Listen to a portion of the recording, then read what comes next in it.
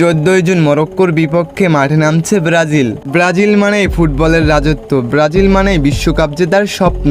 এবার 2026 বিশ্বকাপ খেলার জন্য প্রস্তুত ব্রাজিল দল। ব্রাজিলের কোচ কার্লো আনচেলত্তি এবার ঘোষণা দিয়েছেন মরক্কোর বিপক্ষে ব্রাজিলের প্রথম একাদশ। গোল পোস্টে থাকবেন এলিসন বেকার, যাকে বিশ্বের অন্যতম সেরা গোলরক্ষক বলা হয়। অসাধারণ সেভ ও নেতৃত্বের জন্য তিনি বিখ্যাত।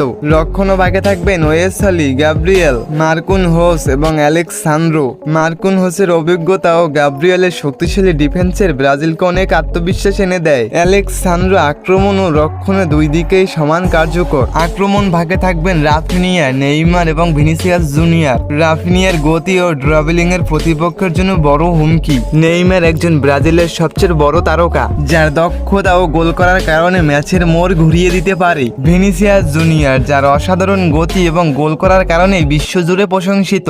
আর স্ট্রাইকার হিসাবে থাকবেন তরুণ তারকা এনরিক। অল্প বয়সেই তিনি নিজের প্রতিভার প্রমাণ দিয়েছেন। এমনকি এনরিককে ব্রাজিলের ভবিষ্যৎ সুপারস্টার বলা হয়। ব্রাজিল কি পারবে এই শক্তিশালী একাদশ নিয়ে মরক্কোকে হারাতে? কমেন্ট করে জানাও।